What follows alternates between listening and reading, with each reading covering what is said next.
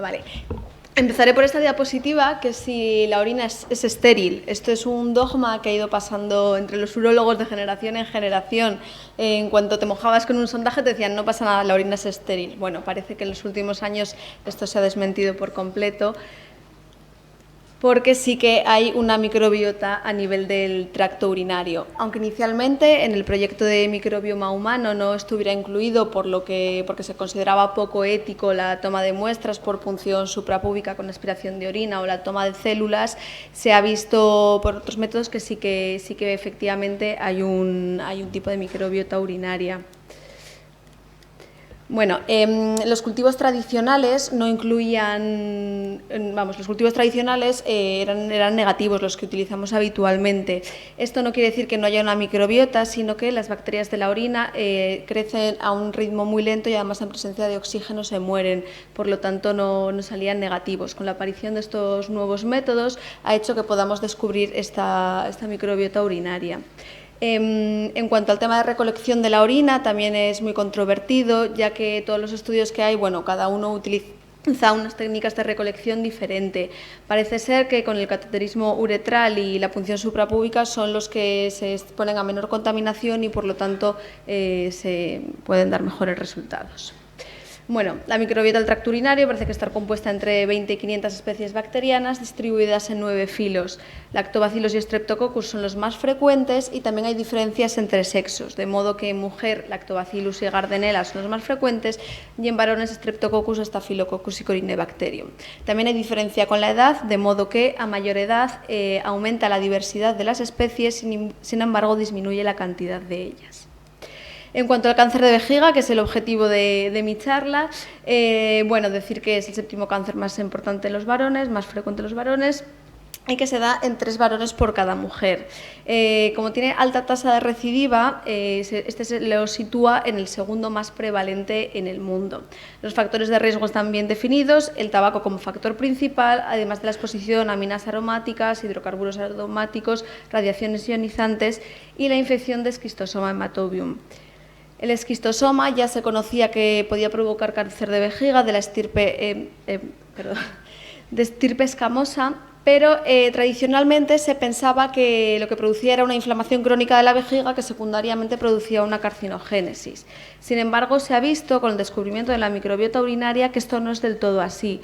Como se ve aquí en los dibujos, en presencia de una microbiota urinaria sana, los huevos del esquistosoma se excretan a través de la pared urinaria y aunque generan N-nitrosaminas no se produce una carcinogénesis. En una situación de disbiosis con bacterias que reducen nitratos, esta generación de las N-nitrosaminas hace que se empiece la carcinogénesis y el cáncer de vejiga. Bueno, hay varios estudios que comparan la esquistomiasis urogenital en pacientes, lo que es el perfil del microbioma, en pacientes con esquistomiasis urogenital o no. En este en concreto es un estudio de Nigeria, eran 70 pacientes, 35 sanos y 35 con esquistomiasis urogenital. Se vio que eran estas especies las que más frecuentes en los pacientes con esquistosomiasis. Bueno, esta es la gran duda que tenemos en cuanto al cáncer de vejiga. ¿Es la microbiota de la vejiga particular de cada uno que hace que se produzca el cáncer de vejiga o es el propio cáncer de vejiga que modifica la microbiota de las personas? Bueno, está la hipótesis de que parece que en función de la microbiota de cada persona, cuando hay una exposición a los factores de riesgo, esta va a alterar la matriz extracelular, haciendo que o bien proteja del cáncer de la formación de cáncer de vejiga o haga que se promueva la carcinogénesis. Bueno, hay numerosos artículos en cuanto al cáncer de vejiga y los perfiles del microbiota que hay en los pacientes. La mayoría están igualmente diseñados, pacientes sanos y pacientes con cáncer de vejiga. Este en concreto habla de que la especie que mayor encuentran los cánceres de vejiga son los Streptococcus. Este otro, de Popovich, habla del Fusobacterium, de la especie que más se encuentra en cáncer de vejiga. Y este otro, que son los, no se ve ahí porque está muy pequeñito, pero son los Anerococcus, Sphingobacterias y Acinetobacter los que más se encuentran en cáncer de vejiga. Este estudio incluso va más allá De modo que estas especies de ahí son las que se encontraron en tumores vesicales de alto grado. De aquí que nos hagamos la pregunta si haciendo un buen perfil de la microbiota de cada persona nos podría ver si podría ser un marcador biológico para la estratificación del riesgo de progresión o de recidiva. En cuanto al cáncer de vejiga, decir que hay mucha disparidad, como hemos visto, en cuanto a los resultados. Esto se debe a que hay muchos sesgos en los estudios, es un campo que está completamente en inicio y no hay diversidad ni en cuanto a las tomas de las muestras ni en cómo están diseñados.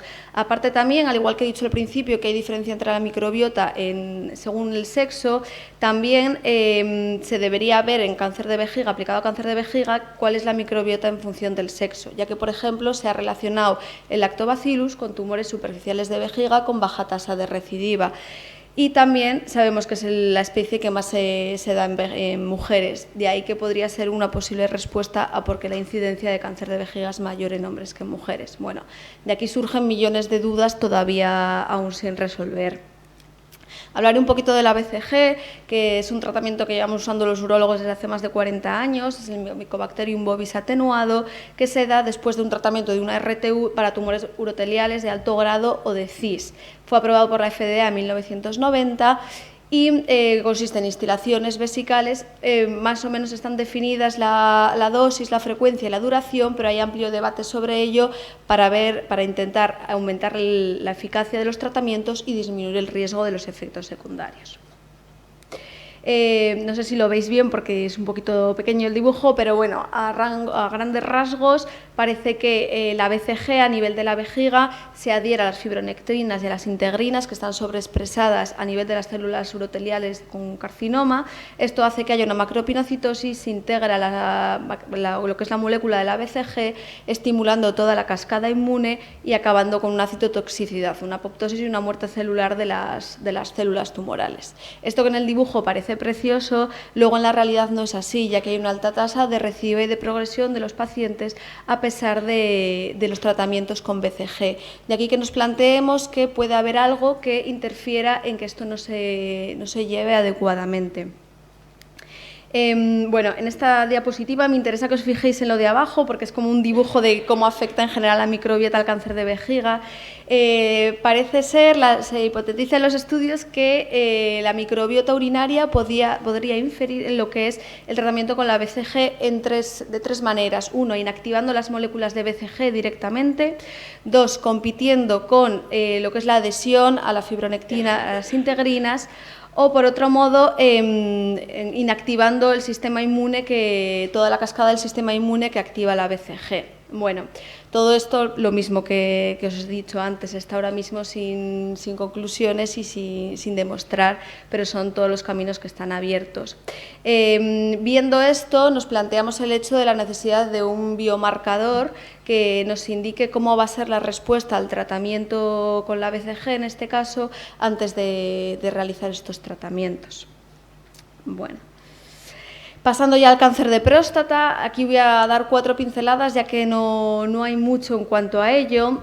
Por la localización anatómica de la próstata está muy en relación con todo lo que es la microbiota urinaria, de la vejiga, de la uretra, está expuesta a traumatismos, expuesta a todo cateterizaciones, instrumentación, enfermedades de transmisión sexual, etc. Esto hace que se haya relacionado mucho el cáncer de próstata con las infecciones, pero sin nada concluyente todavía. En este estudio lo que se hizo fue ver el perfil de la microbioma de pacientes que se iba a hacer una biopsia de próstata por sospecha de cáncer de próstata.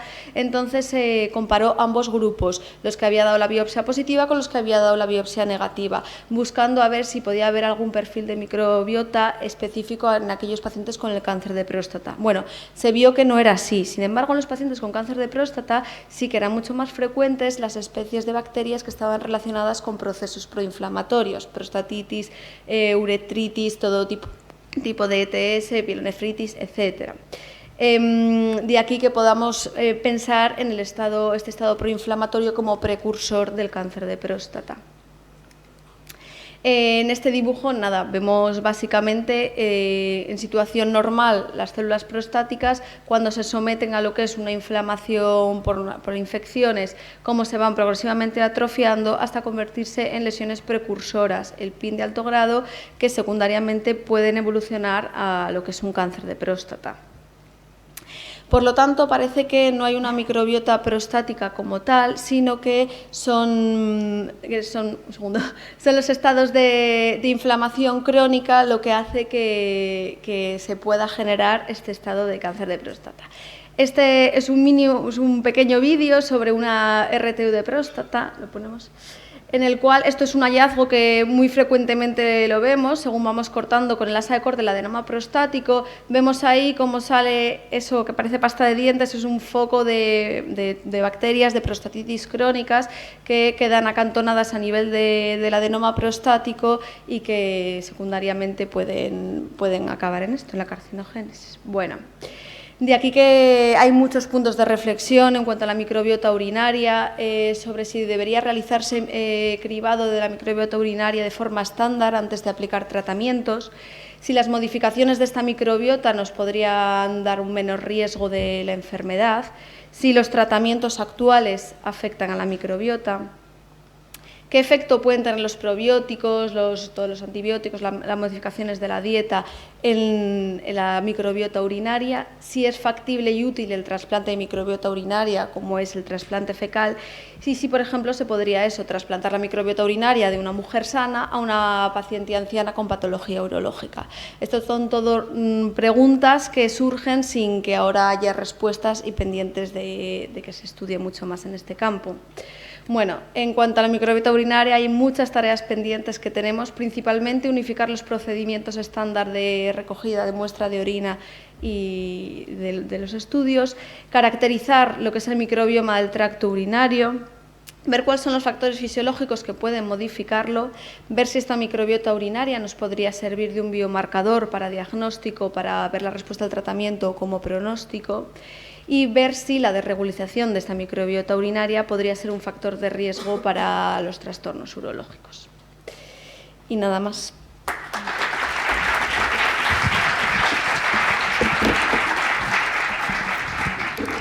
¿Alguna pregunta?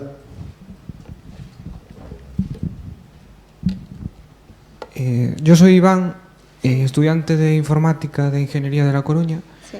y me gustaría preguntar sobre el azúcar. Se habló del tabaquismo, se habló de... me gustaría preguntar sobre el azúcar si tiene algún potencial cáncer. Pues que yo sepa, lo que he visto, no. Así demostrado en cuanto a lo que es el cáncer de vejiga y el cáncer y que afecta a la microbiota tampoco, ¿verdad? Hombre, eso puede suceder, pero en cuanto a inductor de carcinogénesis y eso, no he visto nada publicado. Puede que haya, no te digo que no, pero no he encontrado nada publicado.